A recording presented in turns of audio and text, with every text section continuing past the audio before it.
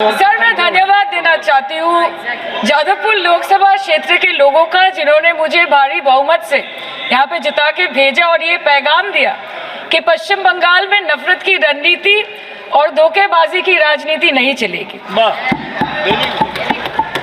अध्यक्ष महोदय, मैं उम्मीद करूंगी कि आज आप मुझे पूरा बोलने का मौका दें, क्योंकि हाल ही में हुए नीति आयोग की जो मीटिंग हुई थी, वहाँ पे हमारी माननीय मुख्यमंत्री, जो देश की एकमात्र महिला मुख्यमंत्री भी है, उनका माइक बीच राह में ऑफ कर दिया गया था। वो बंगाल के अरे अभी तो शुरुआत है, ये तो ट्रेलर है, पिक्चर बाकी है।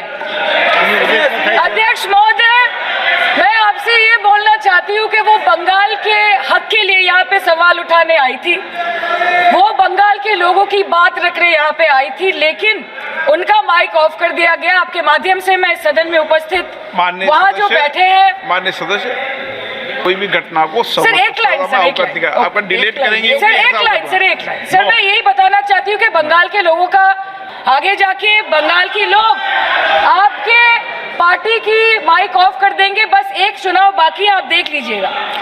Sir, all India Trinamool Congress इस सदन और इस देश का थर्ड लार्जेस्ट ऑपोजिशन पार्टी है, और हम आपसे धन्यवाद हम आपको देते हैं कि आपने हमको रेलवे, स्वास्थ्य, शिक्षा और आज ये पशुपालन जैसे महत्वपूर्ण विषय पे चर्चा करने का मौका दिया।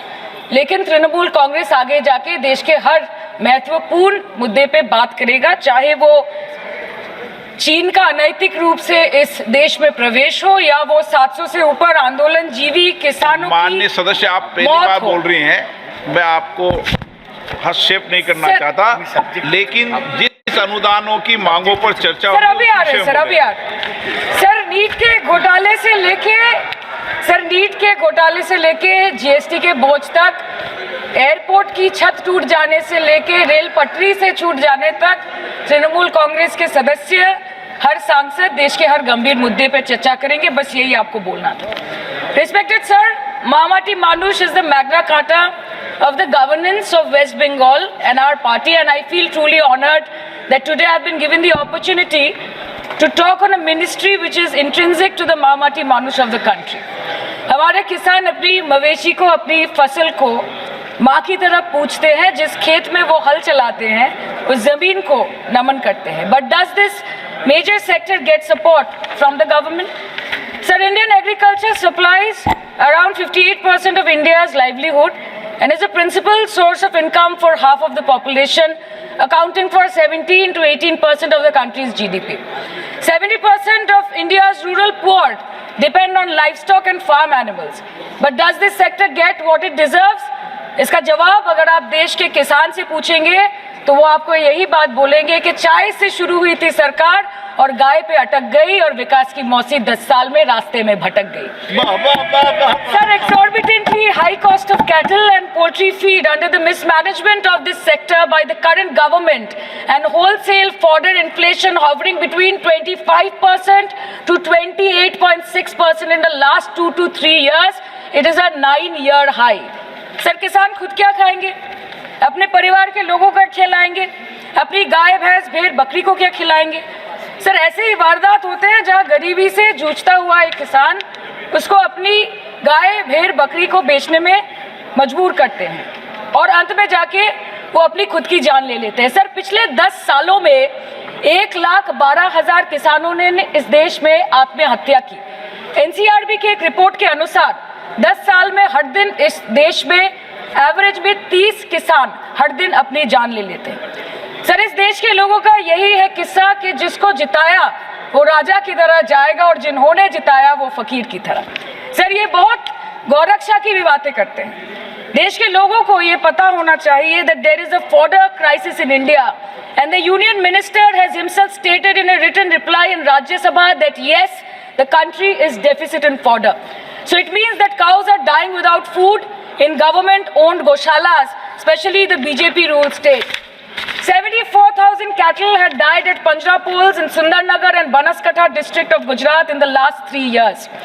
200 cows were found dead in Madhya Pradesh's Shivpuri district. 173 cows allegedly died in a week in Chhattisgarh. and 74,016 cows had died in Hingonia Gaushala in Jaipur during the previous BJP government in Rajasthan. तो sir पहले खाना ही नहीं मिला, fodder crisis, फिर मिल भी जाए तो इतना महंगा कि किसान खरीद ही नहीं पा रहा है, फॉडर इन्फ्लेशन, और सर खाना मिल भी जाए तो पशुओं की बीमारी। उससे मुकाबला करने के लिए इस सरकार ने क्या किया? The Parliamentary Standing Committee on Agriculture, Animal Husbandry and Food Processing presented its report which stated that 32.7 lakh cattle were infected by the viral lumpy skin disease across several states and a whopping 2.4 lakh cattle died within months. ये बोलते हैं कि गाय हमारी माता है, पर माँ की रक्षा करना इन्हें नहीं आता है। अध्यक्ष महोदय, हम सब जानते हैं कि इस मिनिस्ट्री के अंतर्गत डेयरी भी आता है और भारत इस पूरी दुनिया में दूध के उत्पादन में नंबर 1 है, contributing to almost 24.46% of global milk production. But since the government has not been able to bridge the gap between demand and supply, it has successfully turned the country from being the largest producer of milk to an importer of milk. In the last 10 years, due to the stagnation in milk production, the gains of white revolution has been systematically whitewashed.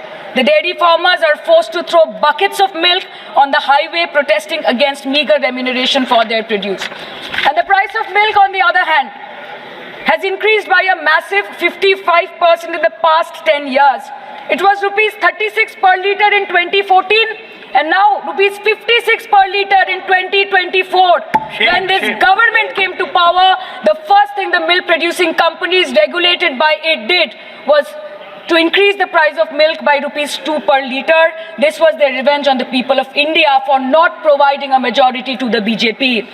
आम आदमी के दूध, छाछ, लस्सी, दही, पनीर पर 5% की GST, cream, condensed milk, मक्खन, घी पर 12% की GST और अमीरों के हीरो पर सिर्फ 1.5% की GST।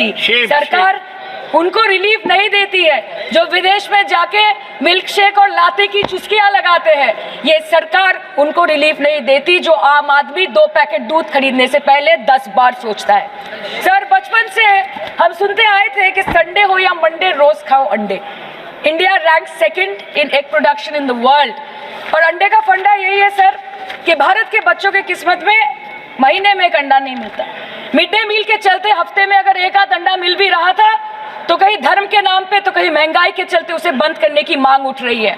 Sir, more than 50% children under the age of 5 suffer from chronic malnutrition in the country and roughly 17% children are underweight, and yet most BJP ruled states do not serve eggs in mid-day meal scheme. This is the example of Poshan Kal in India. Sir, अंत पे आते हैं मच्छी पे। आप लोगों को ज्यादा पसंद नहीं, पर हम क्या करें, हम तो माछे भाते बंगाली है, हमको तो बोलना ही पड़ेगा। And not to forget that 2.8 crore fisher folk are employed directly in catching fish in the country and millions are employed in the value chain of selling fish and aquaculture. India stands 3rd in the world in the terms of fish production, contributing to 8% of global fish production and ranks 2nd in aquaculture production. The PM talks about blue revolution, but this government has allocated only 0.045% funds out of the total budget for the flagship scheme, Pradhan Mantri Matsya Sampad Yojana. Even after this meager allocation, they did not utilize 39% of the funds, and in 23-24, they did not utilize 24% of the funds allocated. और sir, भले ही सरकार को मणिपुर शब्द से allergy हो, but the fact remains that 1.5 years of lack of governance in the state has led to endangering of the fish species in India's largest freshwater body in Manipur, the Loktak Lake. So the government has to generate employment opportunities, investment in areas such as exports, post-harvest processing, and import substitution. It has to deal with adversities like overfishing, depleting of fish stocks, pollution, disease outbreak, destruction of habitat, and climate change. So my own parliamentary constituency has assembly constituencies like Baruipur, Shonarpur, Bhangor, which are heavily dependent on these sectors for livelihood. Main crops grown are wheat, rice, vegetable, fruit, oilseed, pulses, cotton and jute, and animal husbandry is practiced mostly by women in the self-help groups in the South Chobbish Pargona. They rear a wide range of domestic animals including cattle, poultry, goat, particularly the black Bengal goat and the Pekin duck, and I take extreme pride in saying that in the last 5 years of the TMC government, the CM Mamata Banerjee has allocated a massive amount of 76,680 crore to agriculture and its allied sectors for their development.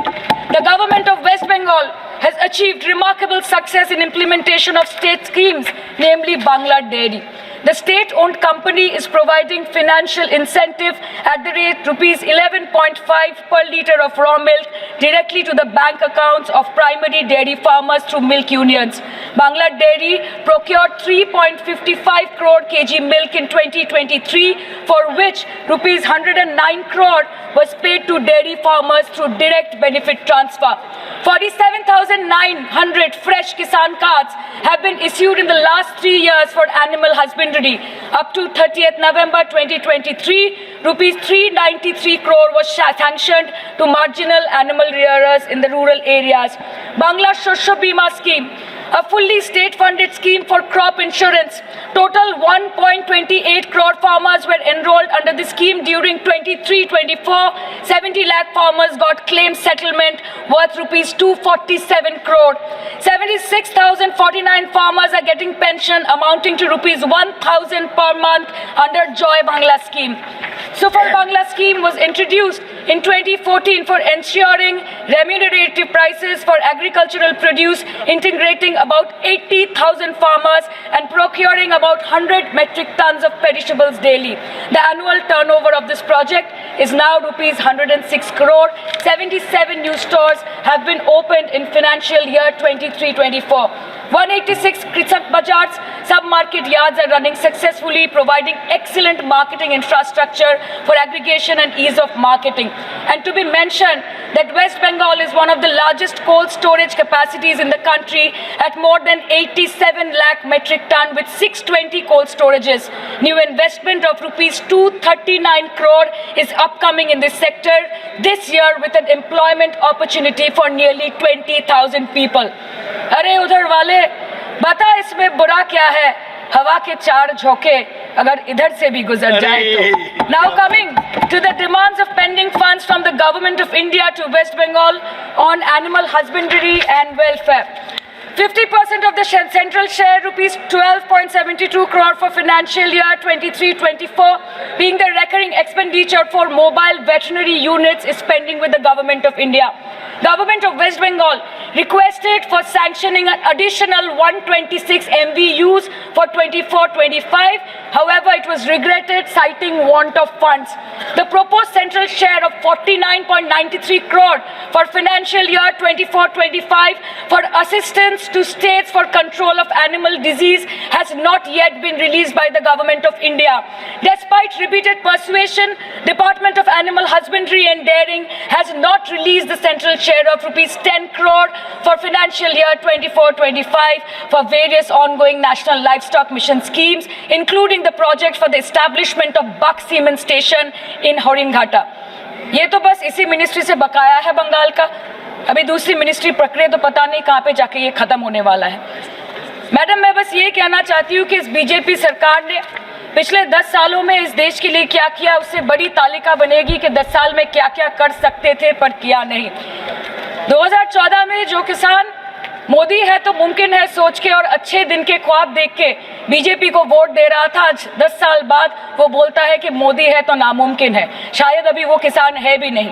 तो इसीलिए मैं बोलना चाहती हूँ कि समय बड़ा महत्वपूर्ण होता है अध्यक्ष महोदय और बड़ा बलवान. बंगाली में हम एक बात बोलते हैं कि समय गेले साधन होबे ना. इसका मतलब यही है कि अगर समय चला गया तो साधना नहीं होगी, अगर भक्त रूठ गए तो आराधना नहीं होगी. और 3 से 303 से 240 के आंकड़े बोलते हैं कि इस बार जो आप चले गए तो दोबारा लौटने की संभावना नहीं होगी. तो यही बोल के मैं अपनी बात खत्म करती हूँ. Thank you so much.